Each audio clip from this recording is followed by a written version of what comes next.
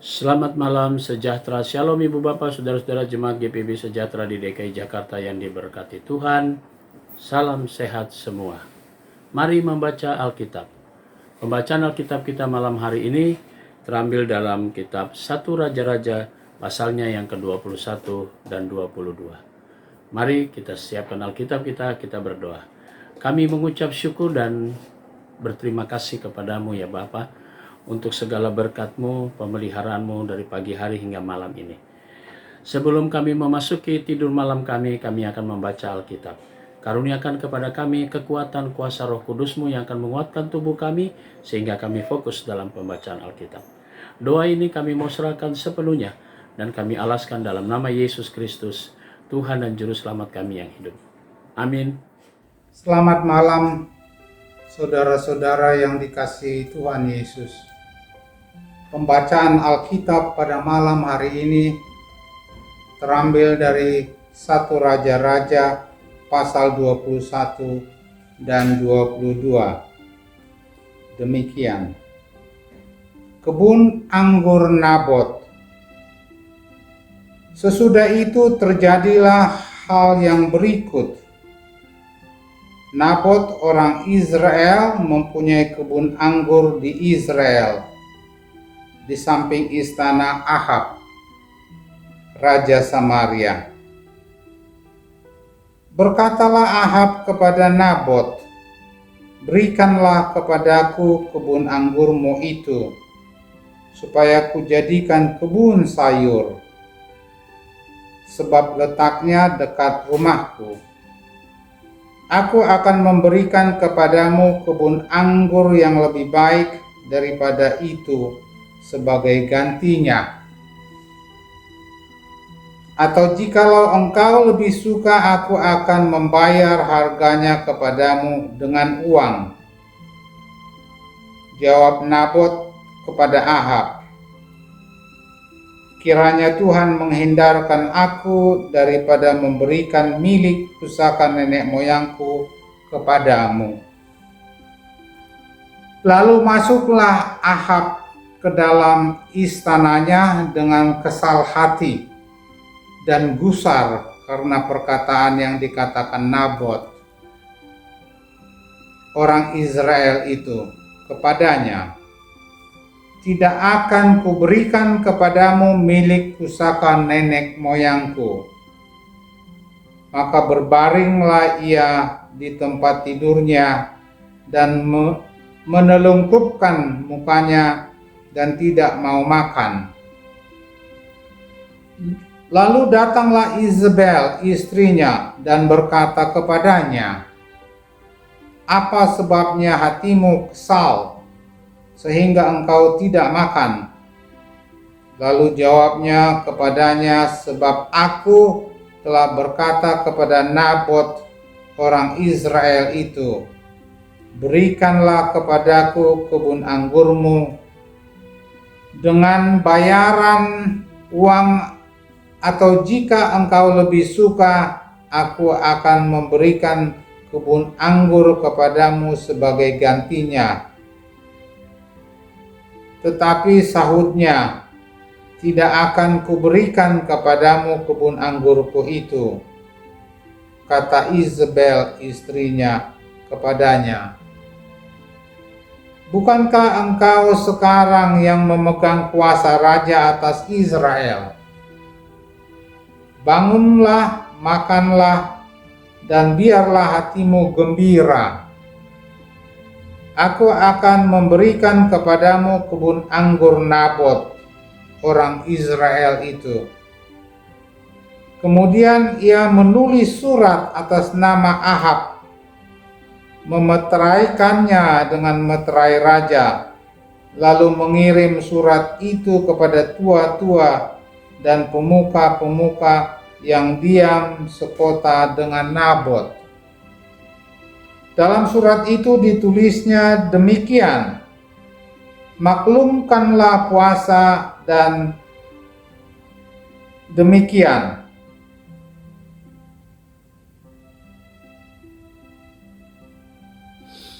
Maklumkanlah puasa dan suruhlah Nabot duduk paling depan di antara rakyat.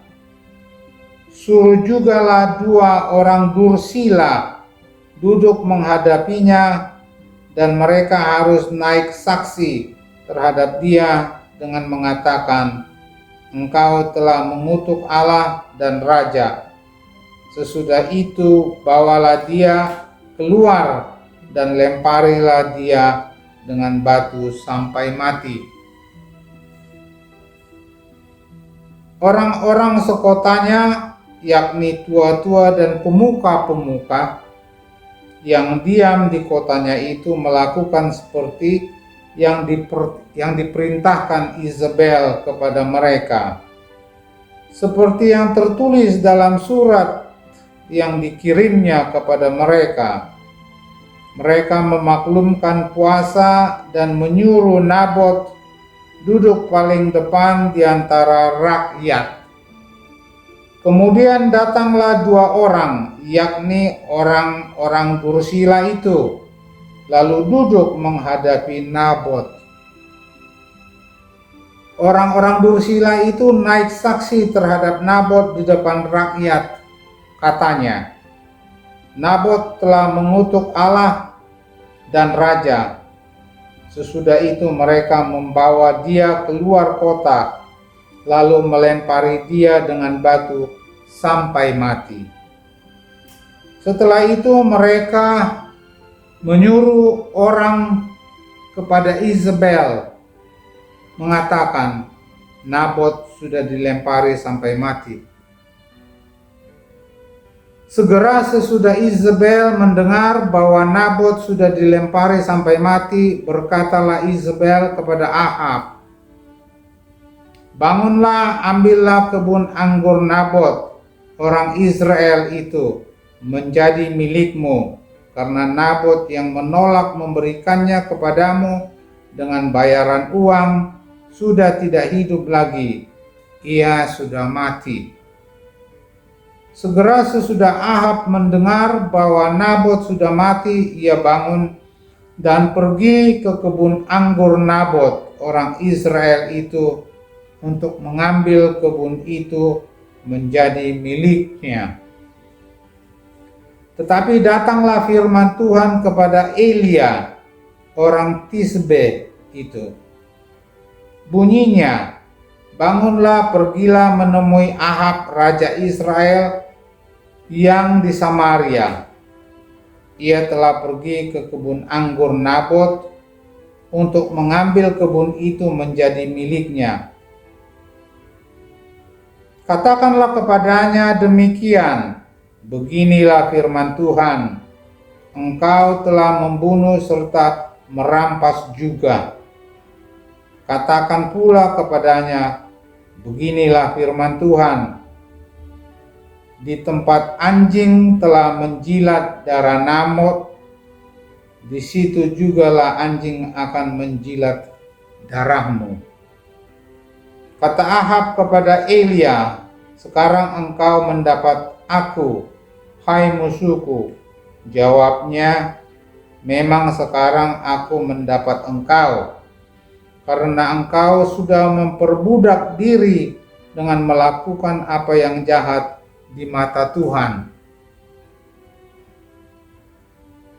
Sesungguhnya aku akan mendatangkan malapetaka kepadamu. Aku akan menyapu engkau dan melenyapkan setiap orang laki-laki dari keluarga Ahab,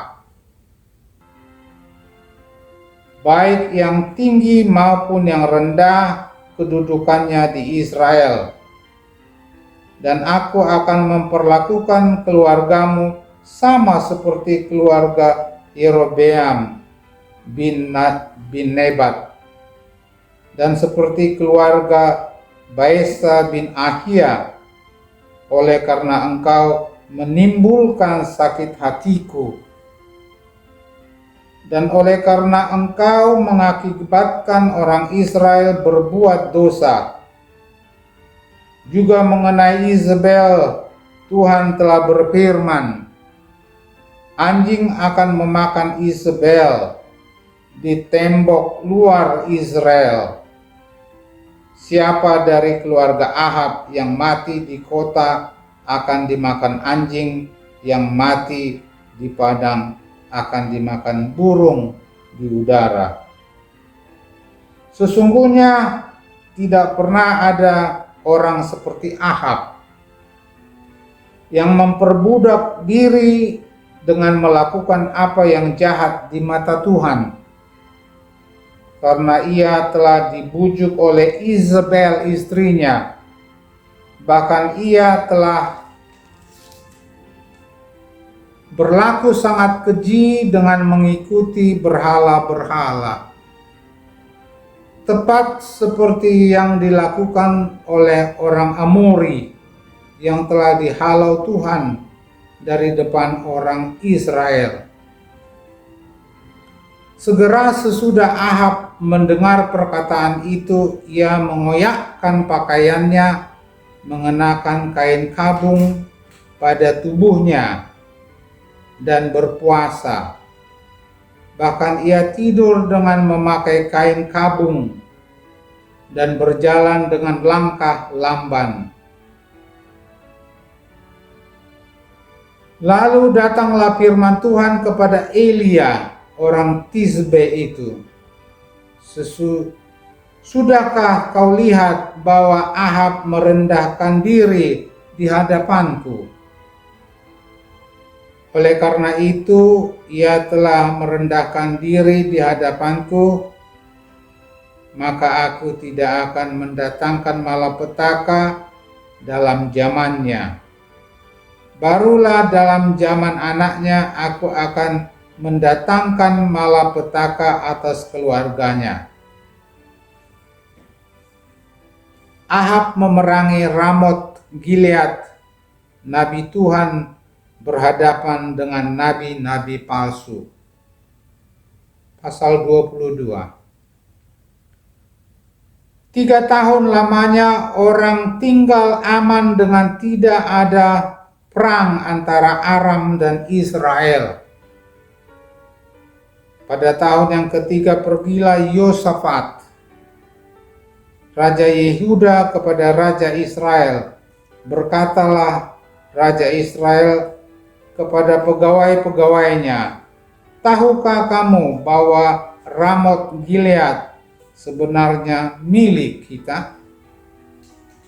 Tetapi kita tinggal diam saja dan tidak merebutnya dari tangan raja negeri Aram. Lalu katanya kepada Yosafat, maukah engkau pergi bersama-sama aku untuk memerangi Ramot Gilead? Jawab Yosafat kepada Raja Israel, kita sama-sama, aku dan engkau, rakyatku dan rakyatmu, kudaku dan kudamu. Tetapi Yosafat berkata kepada Raja Israel, baiklah, tanyakan dahulu firman Tuhan. Lalu Raja Israel mengumpulkan para nabi, kira-kira 400 orang banyaknya. Kemudian bertanyalah ia kepada mereka, apakah aku boleh pergi berperang melawan Ramot Gilead, atau aku membatalkannya? Jawab mereka, majulah, Tuhan akan menyerahkannya ke dalam tangan raja. Tetapi Yosafat bertanya, tidak adakah lagi di sini seorang nabi Tuhan, supaya dengan perantaranya kita dapat meminta petunjuk? Jawab Raja Israel kepada Yosafat, masih ada seorang lagi yang dengan perantaranya dapat diminta petunjuk Tuhan. Tetapi aku membenci dia, sebab tidak pernah ia menubuatkan yang baik tentang aku, melainkan malapetaka. Orang itu ialah Mika bin Yimla. kata Yosafat. Janganlah raja berkata demikian. Kemudian Raja Israel memanggil seorang pegawai istana, katanya, jemputlah Mika bin Yimla dengan segera.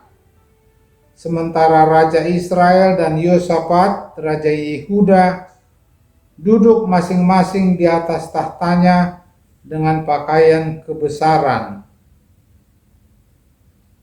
Di suatu tempat pengirikan di depan pintu gerbang Samaria, sedang semua nabi itu bernubuat di depan mereka.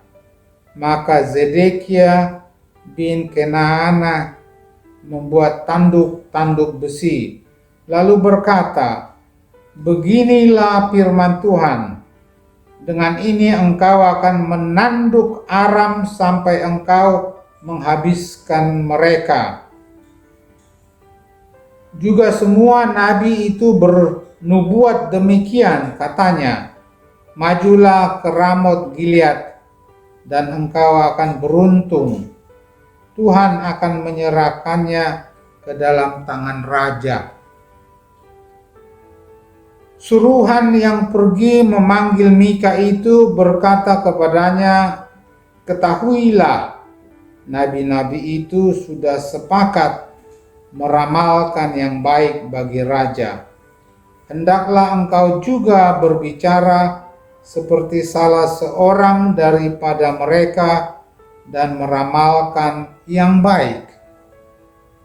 Tetapi Mika menjawab, demi Tuhan yang hidup, sesungguhnya apa yang akan difirmankan Tuhan kepadaku, itulah yang akan kukatakan. Setelah ia sampai kepada raja, bertanyalah raja kepadanya, Mika, apakah kami boleh pergi berperang melawan Ramot Gilead atau kami membatalkannya? Jawabnya kepadanya, majulah dan engkau akan beruntung, sebab Tuhan akan menyerahkannya ke dalam tangan raja. Tetapi raja berkata kepadanya, sampai berapa kali aku menyuruh engkau bersumpah supaya engkau mengatakan kepadaku tidak lain dari kebenaran demi Tuhan. Lalu jawabnya, telah kulihat seluruh Israel bercerai-berai di gunung-gunung seperti domba-domba yang tidak mempunyai gembala. Sebab itu Tuhan berfirman, mereka ini tidak punya tuan. Baiklah masing-masing pulang ke rumahnya dengan selamat. Kemudian Raja Israel berkata kepada Yosafat, bukankah telah kukatakan kepadamu, tidak pernah ia menubuatkan yang baik tentang aku, melainkan hanya malapetaka. Kata Mika, sebab itu dengarkanlah firman Tuhan. Aku telah melihat Tuhan sedang duduk di atas tahtanya dan segenap tentara surga berdiri di dekatnya, di sebelah kanannya dan di sebelah kirinya. Dan Tuhan berfirman, siapakah yang akan membujuk Ahab untuk maju berperang supaya ia tewas di Ramot Gilead? Maka yang seorang berkata begini, yang lain berkata begitu. Kemudian tampillah suatu roh, lalu berdiri di hadapan Tuhan. Ia berkata, aku ini akan membujuknya. Tuhan bertanya kepadanya, dengan apa? Jawabnya, aku akan keluar dan menjadi roh dusta dalam mulut semua nabinya. ia berfirman, "Biarlah engkau membujuknya dan engkau akan berhasil pula. Keluarlah dan perbuatlah demikian, karena itu sesungguhnya Tuhan telah menaruh roh dusta ke dalam mulut semua nabimu ini, sebab Tuhan telah menetapkan untuk menimpakan malapetaka kepadamu."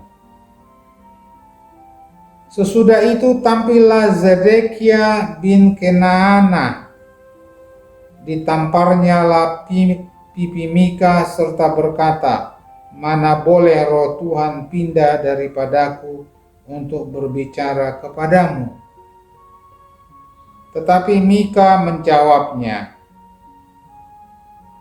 "Sesungguhnya engkau akan melihatnya pada hari engkau lari dari satu kamar ke kamar yang lain untuk menyembunyikan diri." Berkatalah Raja Israel, "Tangkaplah Mika, bawa dia kembali kepada Amon, penguasa kota, dan kepada Yoas, anak raja. Dan katakan, beginilah titah raja, masukkan orang ini dalam penjara dan beri dia makan roti dan minum air serba sedikit sampai aku pulang dengan selamat." Tetapi jawab Mika, "Jika benar-benar engkau pulang dengan selamat, tentulah Tuhan tidak berfirman dengan perantaranku." Lalu disambungnya, "Dengarlah hai bangsa-bangsa sekalian." Sesudah itu majulah Raja Israel dengan Yosafat, Raja Yehuda, ke Ramot Gilead. Raja Israel berkata kepada Yosafat, "Aku akan menyamar dan masuk pertempuran. Tetapi engkau pakailah pakaian kebesaranmu, lalu menyamarlah Raja Israel, kemudian masuk ke pertempuran. Adapun negeri Aram telah memberi perintah kepada para panglima pasukan keretanya, 32 orang banyaknya. Demikian, janganlah kamu berperang melawan sembarang orang, melainkan melawan Raja Israel saja." Segera sesudah para panglima pasukan kereta itu melihat Yosafat, mereka berkata, "Itu pasti Raja Israel." Lalu majulah mereka untuk menyerang dia, tetapi Yosafat berteriak. Segera sesudah para panglima pasukan kereta itu melihat bahwa dia bukanlah Raja Israel, maka undurlah mereka daripadanya. Tetapi seseorang menarik panahnya dan menembak dengan sembarangan saja dan mengenai Raja Israel di antara sambungan baju jirahnya. Kemudian ia berkata kepada pengemudi keretanya, "Putar, bawa aku keluar dari pertempuran sebab aku sudah luka." Tetapi pertempuran itu bertambah seru pada hari itu, dan raja tetap ditopang berdiri di dalam kereta berhadapan dengan orang Aram itu, sampai ia mati pada waktu petang. Darahnya mengalir dari lukanya ke dalam palung kereta. Kira-kira pada waktu matahari terbenam, terdengarlah teriakan di sepanjang barisan tentara itu. Masing-masing ke kotanya, masing-masing ke negerinya. Raja sudah mati. Maka pulanglah mereka ke Samaria, lalu mereka menguburkan raja di Samaria. Ketika mereka itu dicuci di tepi telaga Samaria, maka darah raja dijilat anjing, sedang perempuan-perempuan sundal mandi di tempat itu sesuai dengan firman Tuhan yang telah diucapkannya. Selebihnya dari riwayat Ahab dan segala yang dilakukannya serta istana gading dan segala kota yang didirikannya, bukankah semuanya itu tertulis dalam kitab sejarah raja-raja Israel? Demikianlah Ahab mendapat perhentian bersama-sama dengan nenek moyangnya. Maka Ahazia anaknya menjadi raja menggantikan dia. Yosafat raja Yehuda. Yosafat anak Asa menjadi raja atas Yehuda dalam tahun keempat zaman Ahab, raja Israel. Yosafat berumur 35 tahun pada waktu ia menjadi raja, dan 25 tahun lamanya ia memerintah di Yerusalem. Nama ibunya ialah Azubah, anak Silhi. Ia hidup mengikuti jejak Asa, ayahnya. Ia tidak menyimpang daripadanya dan melakukan apa yang benar di mata Tuhan. Hanya bukit-bukit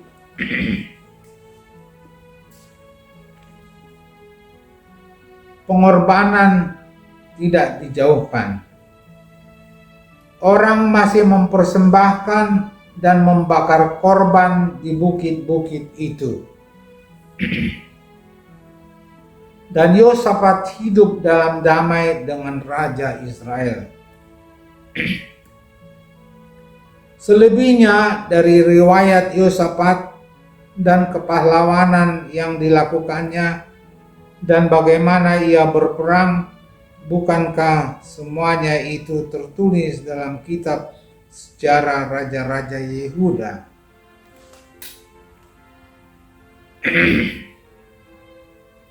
Dan sisa pelacuran bakti yang masih tinggal dalam zaman Asa, ayahnya, dihapuskannya dari negeri itu. Tidak ada raja di Edom. Karena itu yang menjadi raja ialah seorang kepala daerah. Yosafat membuat kapal-kapal Tarsis untuk pergi ke Ofir mengambil emas. Tetapi kapal-kapal itu tidak jadi pergi ke sana, sebab kapal-kapal itu pecah di Ezion Geber. Pada waktu itu Ahazia anak Ahab berkata kepada Yosafat, "Baiklah, anak buahku pergi bersama-sama anak buahmu dengan kapal-kapal itu." Tetapi Yosafat tidak mau. Kemudian Yosafat mendapat perhentian bersama-sama dengan nenek moyangnya, dan ia dikuburkan di samping nenek moyangnya di kota Daud, bapa leluhurnya. Maka Yoram anaknya menjadi raja menggantikan dia. Ahazia raja Israel.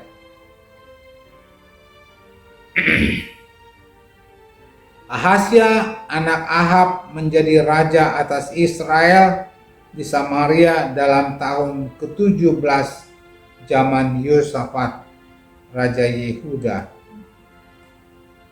Dan ia memerintah atas Israel 2 tahun lamanya. Ia melakukan apa yang jahat di mata Tuhan dan hidup menurut kelakuan ayahnya dan ibunya dan Yerobeam bin Nebat, yang telah mengakibatkan orang Israel berdosa. Ia beribadah kepada Baal dan sujud menyembah kepadanya, dan dengan demikian ia menimbulkan sakit hati Tuhan Allah Israel, tepat seperti yang dilakukan ayahnya. Demikianlah pembacaan Alkitab malam ini. Tuhan memberkati. Saudara-saudara, mari kita berdoa. Bapa di surga, kami mengucap syukur dan berterima kasih Kau sudah menuntun kami dalam pembacaan Alkitab. Malam menjadi bagian bagi kami memasuki istirahat malam. Tuhan, karuniakanlah kuasa-Mu dan lindungilah kami sepanjang istirahat malam ini.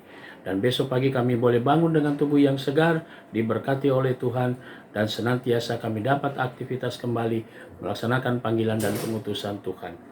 Inilah seluruh kehidupan kami. Kami berdoa juga untuk jemaat GPB Sejahtera di DKI Jakarta, tiap keluarga, tiap pribadi. Kami serahkan doa kami dalam nama Yesus, Juru Selamat kami yang hidup. Kami berdoa dan mengucap syukur. Amin. Selamat malam, selamat beristirahat. Tuhan memberkati saudara.